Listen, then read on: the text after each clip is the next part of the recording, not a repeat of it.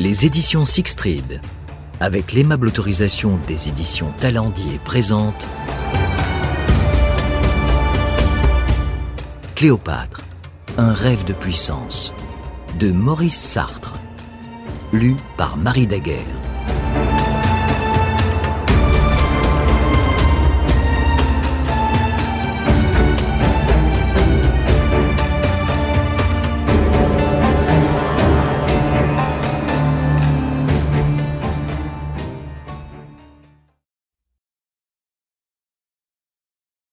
Nul registre ne porte trace de la naissance d'une nouvelle princesse à la cour d'Alexandrie au début des années 60 avant notre ère.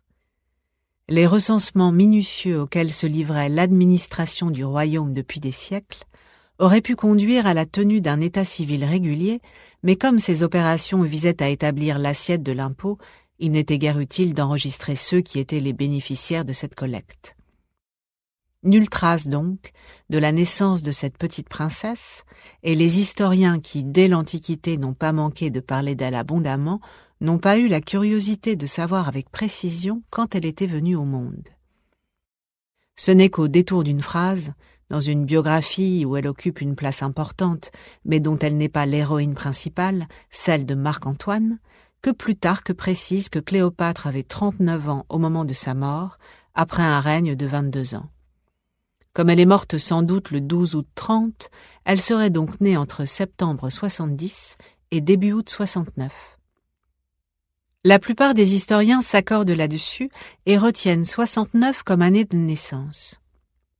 Mais il ne faut pas exclure la fin de l'année 70, car Plutarque signale ailleurs qu'au début 30, Cléopâtre célébra avec faste l'anniversaire d'Antoine, il est né un 14 janvier, alors qu'elle avait fêté très discrètement le sien peu auparavant, soit entre le retour d'Actium vers le 10 septembre et le 14 janvier, si on considère le plus large créneau possible, mais plus probablement entre décembre et début janvier. Elle serait donc née en décembre 70 ou début janvier 69. Fille légitime? Strabon, contemporain de la future reine et bon connaisseur de l'histoire de son temps, sème le doute sur la légitimité de sa naissance. En effet, le savant historien et géographe Damaséia Dupont soutient que, au moment où le peuple d'Alexandrie le chassa de son royaume en 58, Ptolémée XII Aulète avait 3 filles, dont l'une, l'aînée, était légitime, c'est Bérénice IV, dont Strabon ne donne pas le nom, mais il est fourni par Dion Cassius, et son rôle déterminant dans les événements de 58 montre qu'elle était nettement plus âgée que Cléopâtre, et de fils en bas âge. L'épithète employée par Strabon, Gnésia, ne laisse aucune place au doute. Bérénice seule serait née du mariage de Ptolémée XII avec son épouse légitime, Cléopâtre Tryphéna, alors que les enfants ultérieurs sont d'une ou plusieurs autres mères. Mais est-ce vraiment le cas pour Cléopâtre? Et si oui, peut-on deviner qui est sa mère? L'imprécision de Strabon a suscité les hypothèses les plus fantaisistes alors que l'on est réduit à l'ignorance.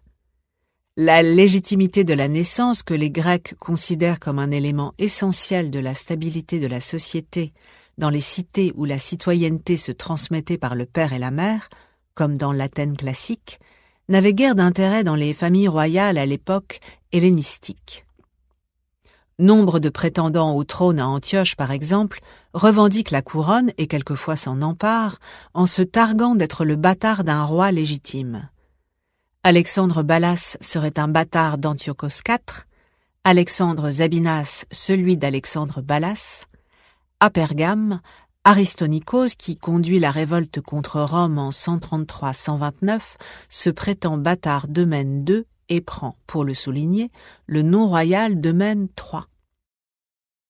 Dans le contexte que décrit Strabon, ce n'est pas tant la légitimité de Bérénice qui pousse les Alexandrins à l'installer sur le trône de son père que le fait qu'elle seule est sortie de l'enfance en cette année 58. Elle est née entre 78 et 75, donc désormais en âge d'être mariée, puisqu'elle épouse le Séleucide Séleucos VII en 56 et après son assassinat se remarie avec le grand prêtre Archélaos de Comana. Elle a donc entre 17 et 20 ans en 58, alors que Cléopâtre n'en a que 11 ou 12, Arsinoé moins de 10, Ptolémée XIII 3 ou 4 et Ptolémée XIV 1 an tout au plus. Il faut par conséquent relativiser l'affirmation de Strabon et considérer que la raison qu'il donne de la proclamation de Bérénice comme reine n'est peut-être pas la bonne. Sans écarter la possibilité d'une naissance illégitime de Cléopâtre, il s'agit d'en comprendre le sens et la portée. Ptolémée XII était marié à sa sœur, ou peut-être cousine si elle est fille de Ptolémée X, Cléopâtre Tryphéna, mère de Bérénice IV. Or, à l'automne 69, Tryphéna disparaît des nomenclatures officielles, soit qu'elle soit morte, soit qu'elle ait été disgraciée. Selon un renseignement fourni par le seul Porphyre de Tyr, une Tryphéna aurait remplacé Ptolémée XII en 58 pendant son exil à Rome et serait morte en 57 avant d'être remplacée par sa sœur Bérénice IV. Mais on peut se demander si Porphyre ne confond pas cette Tryphéna avec la mère de Bérénice IV, car il serait curieux que Strabon affirme que Ptolémée XII avait 3 filles, s'il faut compter avec une 4e, plus âgée, une Cléopâtre Tryphéna, homonyme exact de l'épouse royale. Tout au plus, on pourrait admettre que Tryphéna l'épouse, redevenue simple personne privée depuis fin 69, se soit emparée du trône lors de la fuite de son ex-époux, peut-être associée à sa fille, avant d'être à son tour éliminée par celle-ci. Dans l'état actuel de la documentation, on ne peut éclaircir ce point de façon décisive. Mais il est tentant d'adopter le point de vue de Strabon, plutôt que celui de Porphyre de Tyr, car il faudrait admettre que Strabon, qui donne par ailleurs tant de renseignements exacts et qui a fréquenté Alexandrie, aurait commis 4 erreurs dans cette affaire. Ptolémée XII n'aurait pas une fille légitime mais 2, Bérénice ne serait pas l'aînée mais la seconde, Ptolémée XII n'aurait pas 3 filles vivantes en 58 mais 4, et les Alexandrins placeraient sur le trône non pas une fille mais 2. Mieux vaut donc écarter le témoignage de Porphyre comme fautif et se fier à Strabon. Si l'on admet l'affirmation de Strabon que seule Bérénice est légitime, il reste à expliquer l'origine illégitime de Cléopâtre. Beaucoup, se saisissant d'une indication souvent répétée, à savoir que Cléopâtre connaissait l'égyptien, ont voulu mettre cette maîtrise de la langue du peuple en relation avec sa propre origine. Elle serait le fruit d'une union de Ptolémée avec une concubine égyptienne. Ou peut-être, pour reprendre une hypothèse avancée par plusieurs savants, d'une épouse selon un mariage égyptien, donc non légal aux yeux des Grecs.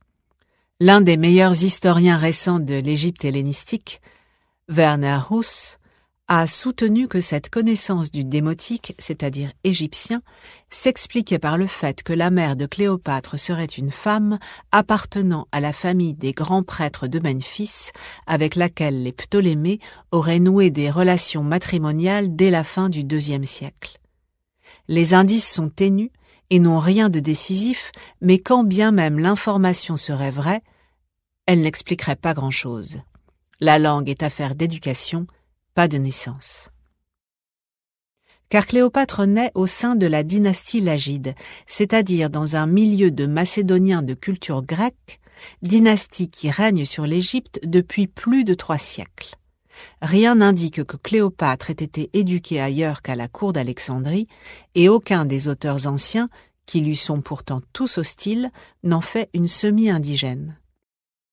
La propagande d'Octave la présente volontiers comme l'égyptienne pour la dévaloriser, en même temps que son amant, car le racisme des Grecs et des Romains à l'égard des peuples barbares atteint son paroxysme envers les Égyptiens, même s'il existe aussi une tradition ancienne, elle remonte à Hérodote et à Platon, qui louent leur sagesse et l'antiquité de leur civilisation et de leurs dieux.